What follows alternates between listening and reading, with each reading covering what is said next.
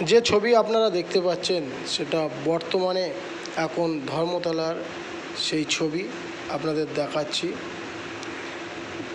এক সাইডে ফাঁকা হয়েছে, হকার উচ্ছেদ হয়েছে ঠিকই কথা, কিন্তু অন্যান্য দিকে সেইভাবে হকার উচ্ছেদ হয়নি।